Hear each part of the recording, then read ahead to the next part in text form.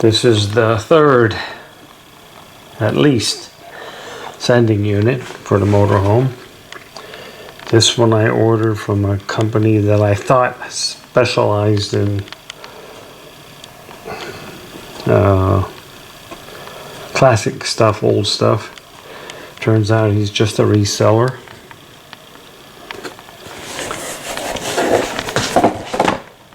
Came from this guy.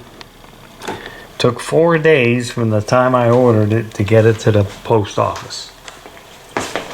Bad sign number 1. Timeout. And it got to the Lehigh Valley Distribution Center Friday. And today is Monday. So it sat down there for 3 days. Bad sign number 2. Gotta admit, it looks pretty good, except this is supposed to be 5/16 if it was OEM. Actually, I mean 3/8. That might be. This might work. This looks good. This looks a little short, like this is supposed to be down further, going by my feeble memory. And I cannot test it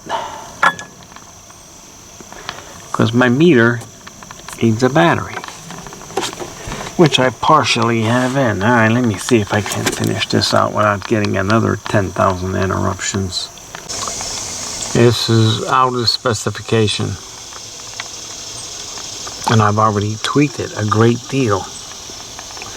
This was down at 85, and full is 8, and it needs to be 10. That might not be too bad a problem. I can bend this tab down, that one up, and this arm, but once I do that, I own it. But maybe I can make this work for a change. We'll try. Okay, I tweaked it a little. Bent this up, this one way down, and bent this rod so that it has about a 10-degree maybe kink in it, which brings us to the correct value for an empty tank. And if you move this all the way up against this stop, you get 9.3. 10 is full, so that'll work. Halfway between that travel should be around 23.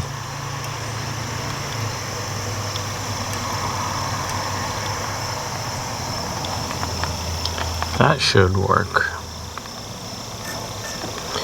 Now I still gotta bend this 2 places. I gotta get this to be more in line with the tube, and then this will have to come down. That one will be when I have the tank back out and I can see how far up the bottom this is. Okay, this is about how it's gonna go. This angle. That bottom part will be off the bottom, and that float looks like it'll be just a little bit down lower. I won't know that until I get it in the tank. Then I can see how far off the bottom it is. But for now, this is gonna work.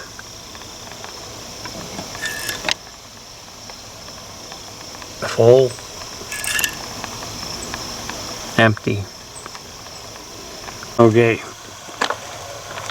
Homemade ramps are in place. Mud flap is up out of the way. Gonna back up about 2.5 feet to this stop and see how that works. And that's what it looks like on the homemade ramps. Gives me another 6 inches of room to work, I think, ish. Let's see if I got enough tools on the first try. This is going to be a struggle. I don't really feel up to it, but it got to be done. Okay, tank is out. Hardly any gas in it. I drove that thing out of all the way down to about a quart, I think. I'll try to figure that out now. Get a better view of it here through this way. You can't with the camera, but there's less than a cup of gas in here. That's how much gas I got out of this tank by adding this on the floor of the tank, which I think I'm gonna do with this too. This is the new sender I'm putting in. I think this is the 4th one. This one didn't work worth a damn. Who makes this piece of...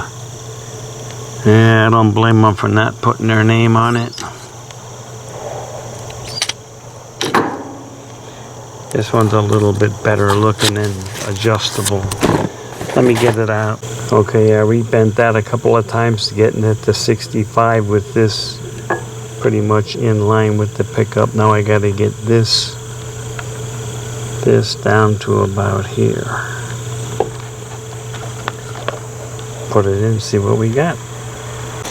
The way it is now, the lowest reading I can get with this installed is 55 ohms. 10 too many because the float hits the rubber hose when it's in the tank like such. So if I flip this float to the other side,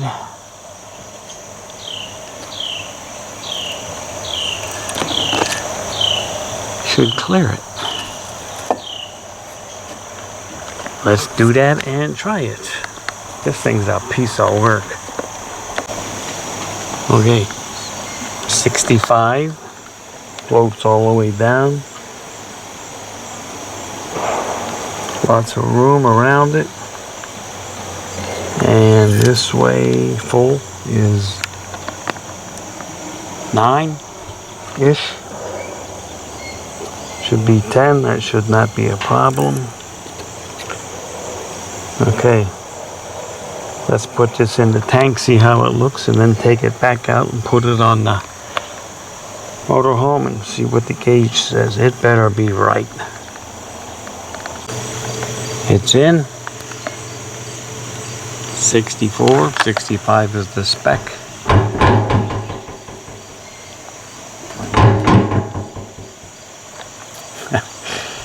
Okay. Let's take it back out and put it on the motorhome and see what the gauge on the dash says. Okay, full down position. Let's see what we got.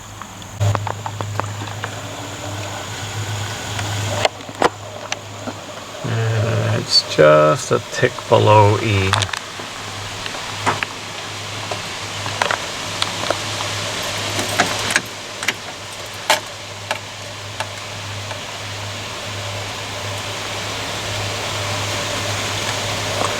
Even on accessories, so that's good.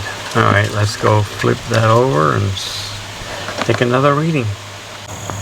There you go, flipped over. Just above full. Now I gotta go measure the travel of the float, because I suspect it's gonna be wrong. And it's gonna read full for maybe half of the damn tank. And nothing I can do about that. Another problem is, look at the connector. There's a notch here. You can only put it on one way, but look how close it is to the tube.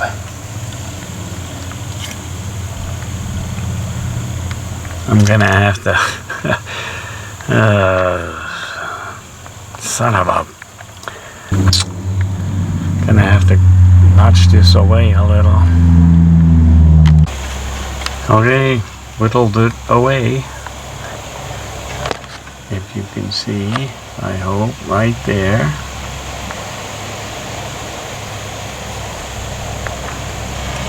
I guess I could try to squeeze the hose on and see how it works. Should be alright. Okay, it does not touch.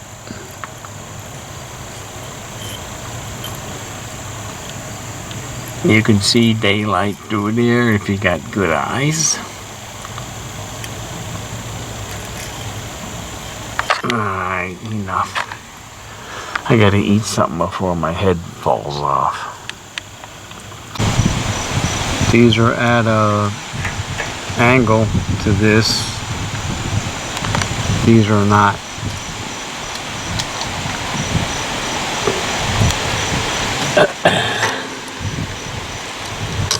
Okay.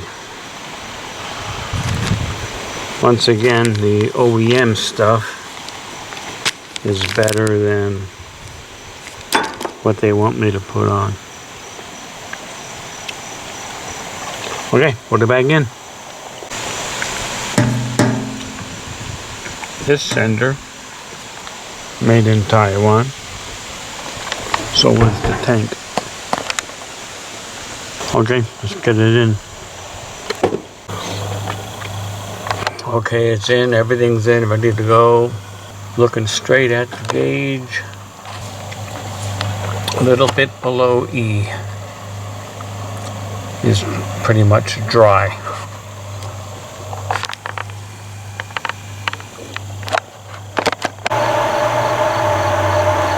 Okay, this is the front tank with an additional 4.5 gallons.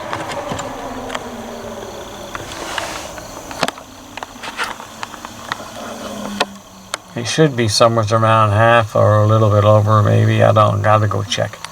And it's good, I think. Switch to the rear main tank. And that should be around a quarter. Could take a while to get there though. I added 5.5 gallons of gas. So it should be 1/4. But of course it ain't.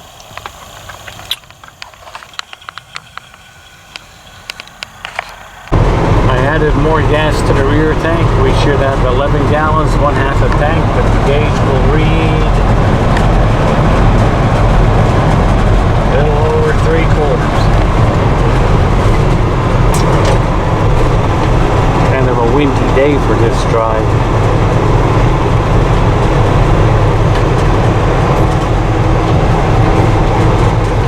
A little not so noisy though today. Must be a decent road.